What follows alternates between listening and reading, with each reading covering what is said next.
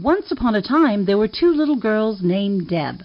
One little girl grew up to be a preacher, while the other grew up to be a pagan, and they both grew up to be the very best of friends. Join the preacher and the pagan as they take a fresh look at Christianity, from the inside out and the outside in.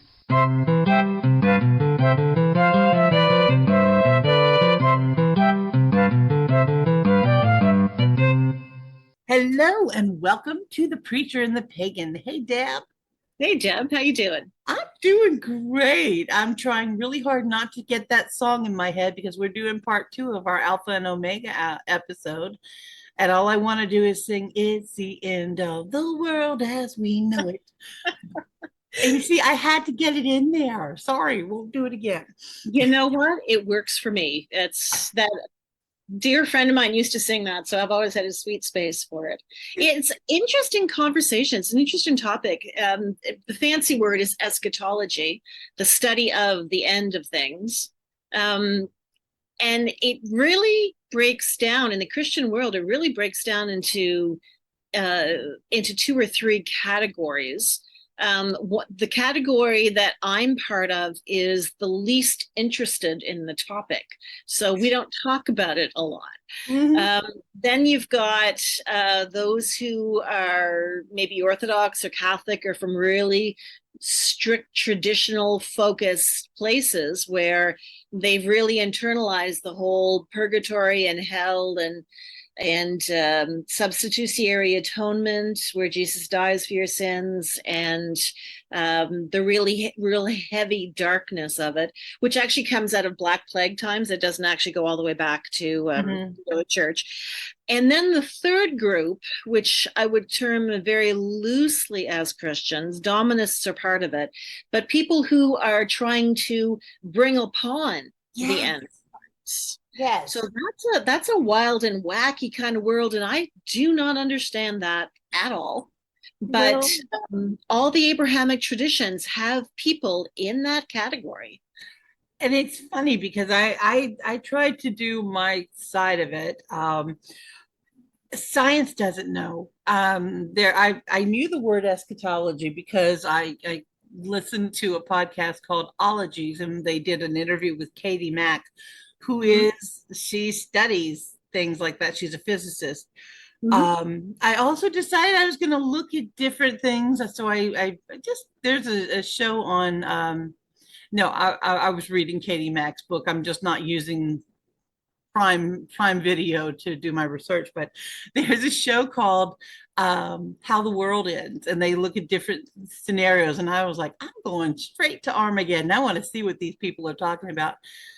And holy moly macanoli mama, that's some crazy stuff. Yeah, there is actually a group in Oklahoma, and it's called Lion and Lamb Ministries, and those people scare the hell out of me. They are just kind of wacky, and of course they're the ones this documentary decides they're going to focus on and ask all the questions from. Well, yeah, these media always seems to go for the whack jobs, not the people who actually have put in the academic time and have some serious conversations to have. Yeah, it's like the guys, the TV crews at the sci-fi conventions who skip the lawyers and the doctors and the accountants and go straight to the guy who lives in the basement with his mom wearing the Spock ears. It's like, yeah, it makes better TV, but it does. And the majority of people really fall into the first 2 categories. There are those who really firmly believe in purgatory and hell, and the rest of us, it's something we don't even really talk about. I was actually mentioning in church yesterday about this podcast, and I said we're going to have the liberal perspective, but the reality is there's not a liberal perspective, because the liberals are more focused on the here and now, not in what comes after. And the whole idea, really, from what I can see, is it's just yet another way of controlling or knowing or having the inside track. And that has attracted people from the beginnings of time. This this thinking. Yeah. I mean, Christianity has this whole branch out of the early church that becomes Gnosticism was not a thing, but it's a name we've given back to it through time. But they were obsessed with the complete conviction that they knew the secret inside stuff that everybody else didn't. So it's a really attractive thing. I mean, these days, what Da Vinci Code feeds into that whole thing. Lord. Well, and is, you know, yeah, there's if you actually go on Wikipedia and look at how many times the end of the year world has been predicted, I know every decade there's several, and that goes way back. And it's just, I have empathy for those people who get caught up in it. I've got great contempt for those who peddle it. Yes. And there is something I think you may be missing. I think there may be another branch that I fall into. There is the curiosity. I mean, the fact is, I'm not afraid of the end of the world. Based on most scientific models, I will not even be a distant memory when that happens, as far as the cosmos itself. But I am fascinated by the question of whether the world has an end. I know the planet Earth has an end. I know that my human life has an end. I don't know if my human soul has an end. But I do understand that at some point, at least in the pagan tradition, everything that lives dies. I mean, and the thought is it will be reborn again, because that's a cycle of life. And I'm fascinated with the different scientific theories of how all things will end, and whether that'll be a true end or just the transition to something different. It's a fascinating topic to explore intellectually and spiritually and emotionally, because it brings up a lot. If you really contemplate the end of everything and you really sit with that, it brings up a whole bunch of stuff about yourself, about how you feel about yourself and life and reality. And it is a good tool to learn and to meditate upon, because if you can't accept the end, how do you give meaning to the now? That's a very Star Trek focus, isn't it? Shut up. Do not mock my Trekkiism, woman. Hey, I'm a Trekkie too. No, you're absolutely correct. You're absolutely correct. And the three categories I was giving was within the Abrahamic traditions, but you've mentioned something outside. Yeah, there is absolute curiosity and what comes next. And I mean, you'd be hard pressed to find a teenager that doesn't have that kind of curiosity and want to know what's going on. Yeah, and the thing is that it is all theory. And that's, I think if we were in a healthy society where we left it at theory, that would be fine. But there's too many people peddling that this is reality, that this is exactly what's going to happen. And you ask them how they possibly know, and of course they just shut down on you or accuse you of being a non-believer or whatever. But doesn't that curiosity sort of empower people against that sort of peddling? Yeah, it does, except that, we got a society with a lot of people that just want to have answers. Like you and I remember this Orthodox priest, it's totally different context, but his punchline was, "Why can't you Westerners just live in the ambiguity?" And I thought, you're right, we don't. Part of the Western culture is we want to have exacts, and all three of the Abrahamic traditions have theologies that say this is exactly what's going to happen, and there's comfort in there, even as dark and as dismal as it gets. And if you fan out from that, you get a whole lot of the moralizing, looking at your behavior. Are you born again? Do you have Jesus in your heart? Are you following the tenets of the Quran, or following the teachings of the Torah, or whatever else? So it becomes this really personal focused distraction, in my opinion, whereas most liberals who have the opinion that I have, we don't spend, I mean, we can we can sit around in a pub with anybody and have these conversations, but we don't take them to heart as being self-defining. And I think that is one of the greater divides. And I don't think that matters whether you're a religious person, whether you're a non-religious person, whether you're scientific, whether you're not scientific. The divide between I'm going to put a lot of stock into these theories and I'm going to put fleeting stock into these theories. It has nothing to do with whether or not we as individuals want to take some time and really reflect what is our legacy, what happens after we're gone, what influence. I mean, one of the things that comes up for me all the time is my parents died young, as you know, but they often talked with us about what their death would be like. Now, how they died was very different from what they experienced, but they talked about what life would be for them after death. And for them, it's how would my siblings and I, like, what would we inherit, and what did they leave us with spiritually and emotionally as parents. And I'm having those conversations with my own children too, and that's part of the end time that we don't focus on generally, that you're the generational continuation of your being, which, you know, granted, not everybody has children, so that's not a conversation everybody has, but that's also part of eschatology. What happens after you die as the generations progress? And that, I think, liberals are a lot more comfortable having those type of conversations than any absolutes about you're going to be in the Messianic age, or you're going to be there's going to be war from Gog, from Magog, and that the testimonies of Revelations or whatever's in the Quran,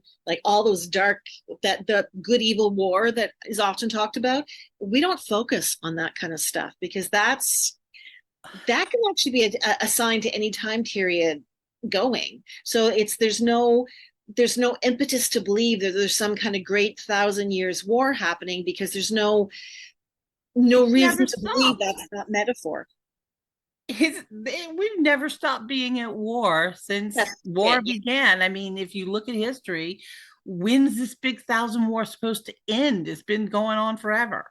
Well, or where does it begin? I mean, these are the two basic questions. And then you, as I said, you get groups like the Dominists who are trying to push it, who are trying to make these things happen so they can push into whatever is the end times are going to be. So they create incredible social havoc and disparity for people in today's world. So you essentially get an eschatological battleground between the liberals who are trying to make it better now and those who want to end the world now. And in many ways, we create our own 1,000 years war. See, and in my opinion, that is total freaking arrogance. You are so convinced that you're going to be on the side that lives in paradise, that you're willing to blow up your own house to get there. That is the pinnacle of arrogance to me. Yeah, but that's the whole Left Behind series is part of that crap. Oh, don't get me started on that, please. But it is it attracts a certain amount of the population, primarily in the US, although not exclusively, who are basically sucked into this hard and fast. And the rest of us are thinking, like, what a waste of time. Like, you are dedicating your entire existence based on some poorly versed theories out of a book that you obviously don't understand the historical context of, and running with it, and then convincing a lot of vulnerable people. That's the part I think that really upsets us the most. If you were just going to do it to your own house, you know, sucks to be them, but you're doing it to the rest of us. That's the part that's really atrocious. So for those of us who don't want to get caught up in that conversation, or think that's the conversation is ridiculous anyway, the here and now, the theology of Jesus, as I understand it, is that the new world, what these people are chasing, the new world is actually possible here and now if we just adjust how we treat each other. and how we distribute wealth. And I was talking to my congregation on Sunday, and I said, the grand irony is, while the churches are shrinking, the message of Jesus continues in so many other places and so many other forms. Mm-hmm. The overarching umbrella, we would call it, is social justice. And the people who are fighting against social justice are the same people obsessed about the end times. Yeah. And the disconnect is huge. If we're looking at what Jesus taught us, there's actually a passage in the scriptures that says, do not get obsessed about what is going to happen. Work on the here and now. That's straight up scripture.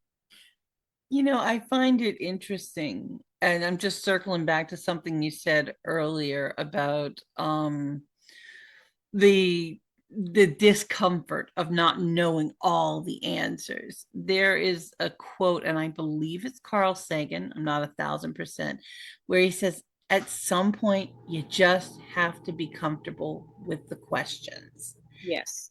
And that struck me so hard when I heard it the first time, was because at some point in my life, I had to just accept the fact that my brain was never going to settle on anything one thing at all, because ADHD makes that almost impossible. But it's a culture.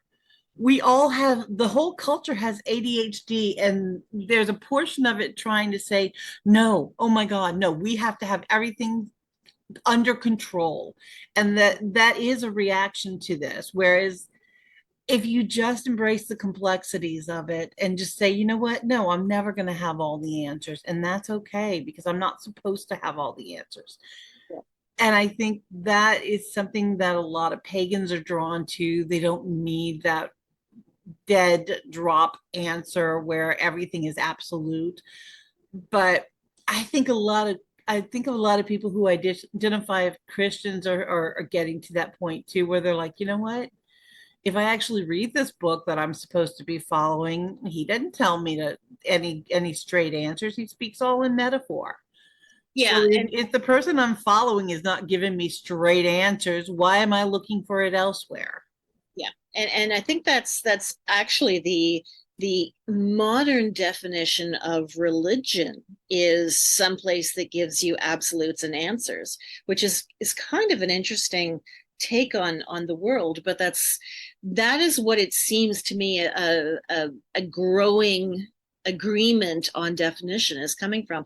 And I don't have absolutes in my faith. I don't think anybody does. I mean, the only absolute I have is that God loves me. That's kind of a period at the end of that sentence. Everything else is a relationship, and relationships are not closed. They're not neat, and they're not predictable. Isn't the textbook definition of faith believing something that you don't have absolute proof on? Yeah, something like that. Yeah, I mean, if you're going on about how you have faith, but you're demanding absolutes, that's not faith. Yeah, that irony has been pointed out quite a few times, and people are just not kind of seeing the point when it's aimed at them. Yeah, that usually gets me called a liberal and a heathen and godless soul and all that. I'm like, well, you know what? I've got many gods, so we're good. I'm not godless. I have a plethora. Yeah. And that's the thing. Like, it turns into an ad hominem fallacy almost immediately, where the person's attacked rather than them kind of thinking, wait a minute, let me work with this position for a while. Let me work with this perspective. So yeah, I've kind of gotten to the point where I don't even try to argue with the people who are dead set. My goal is to talk to the people who are still questioning and still have open minds, because if you're still questioning, if you still have an open mind, if you're still searching, there's still hope for you. You will never, ever be completely out of the game if you're still searching and hoping. Well, I think a lot of the people who get caught up in end time discussions, I mean, most of them don't even know the word eschatology. I think for them, they're looking for something solid. in their world, and they believe religion can give you something solid. And the truth of the matter is, it can, just not that. And that's a real struggle for a lot of folks, because it's very easy. We talked about this in our episode of hell, and I've also covered in the 5-week study I do on Revelation on my website, Barefoot Evangelist, that people are there. There's a sense of security in your belief that you will somehow that your behavior somehow can assure that you and your loved ones will ultimately be saved, and that the people that you dislike will ultimately rot in hell. Like there's a really a profound yet simplistic honesty in that, and it's hard to crack into that and let help people let go of that level of conviction, because that's we put in the category of, making God in our image, that people I don't like, God doesn't like, and people that I love, God loves, and therefore we're all going to be fine and everybody else is going to be awful. And there's no real room for personal growth in there, for more than just questioning, but self-evaluating of what we are here to do in the world. If you have all of your obsession in preventing yourself from going to hell and staying out of a 1,000 years war and being on guard constantly for the whore of Babylon or the bride of Babylon, there's not a whole lot of room left in there for the basics of a faith based on love. Yeah. Well, and it's like you say, if your entire focus is on some intended afterlife or an afterlife to avoid, then your life just becomes marking time, waiting for death. And then why put a lot of work into the life you're living if this is just a stopholder over to an eternity of paradise or an eternity of hell to be avoided? Yeah. And that's the personal stuff. And I want to pivot us about 90 degrees and think about those cultures. I'm thinking primarily of the slave culture in the States, people who have been burdened throughout history, being told that their promise is in the next life. Sucks to suck in this one, but your next life is going to be really great. That also is where a lot of these conversations are happening. The good that's going to be, the joy, the land of milk and honey. There's actually references to that in scripture. So there's it's not like it's a break in a continuous theme. But there's also, when the dominant group tells you that your next experience is going to be better than this one, you just got to hold on and wait till this one is done. That to me strikes me as incredibly arrogant and hateful. It's carrot on the stick. Yeah. I mean, you're just, it's manipulation. It is. And I mean, I look at, well, the most common community that we can identify is the Americans that were stuck in slavery in Canada to a certain extent before it was abolished up here. But there's incredible culture that comes out of that. I mean, the gospel movement itself is all about eschatology. It's about what's going to happen. It's about come down on the chariot and take me home. And home is going to be a glorious place, and I just have to survive and endure. So it's not as simple as self-indulgence.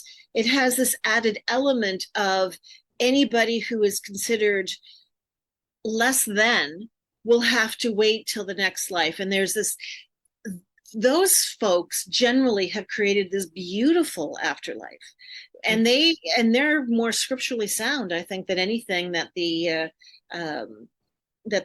those who are pushing a dark and evil version.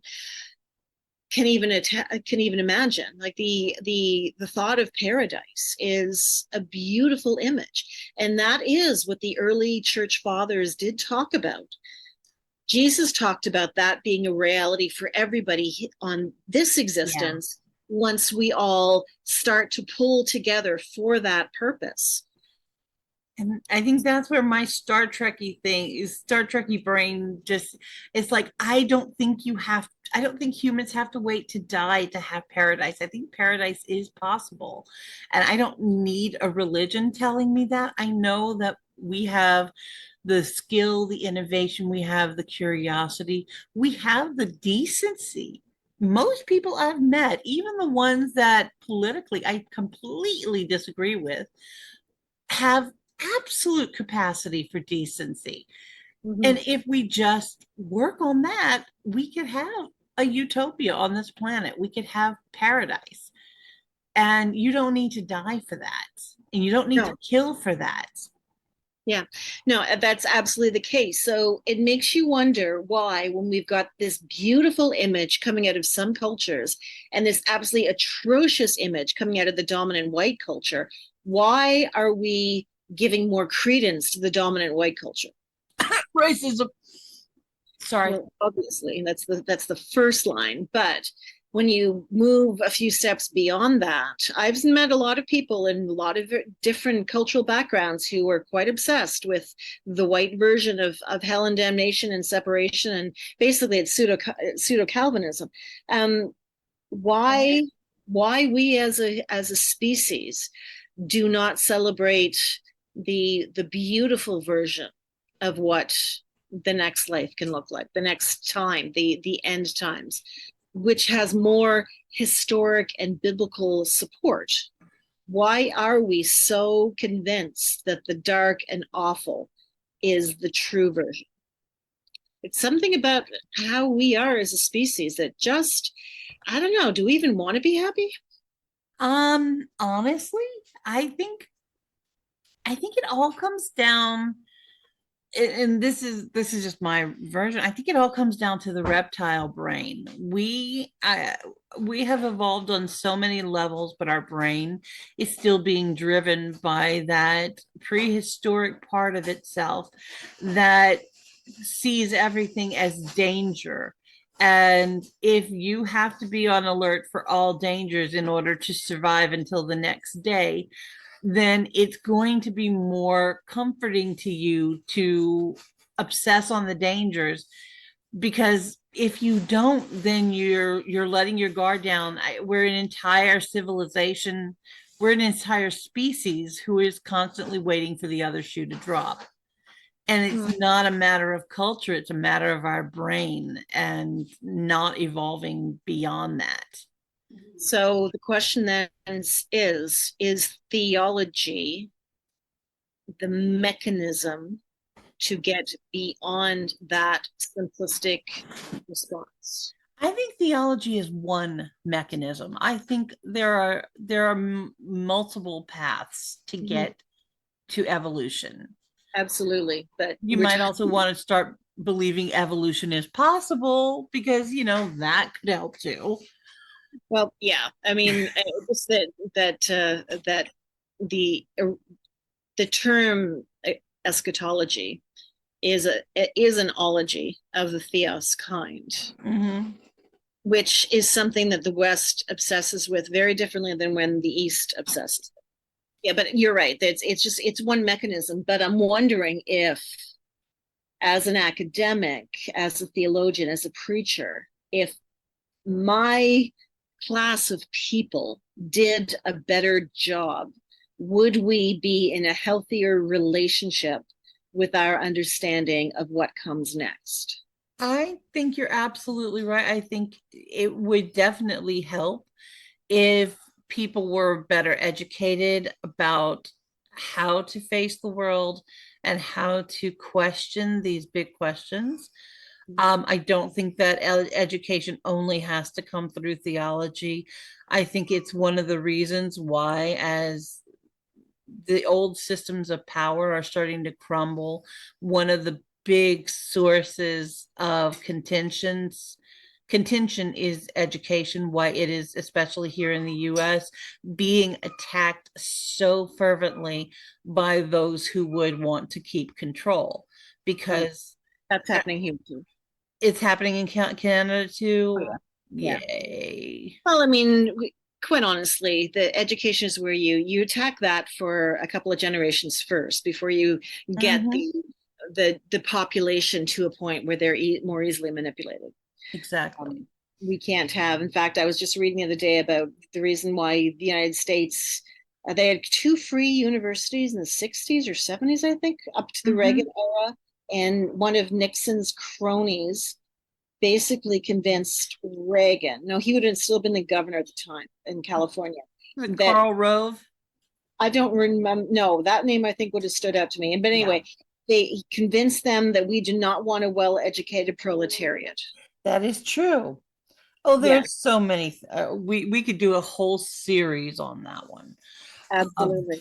And you're correct that theology is a methodology, and that's only one of several methodologies that can help pull people back from their complete conviction of the darkness of the future. But I just see a lot of fatalism even in people who don't engage in a lot of these conversations.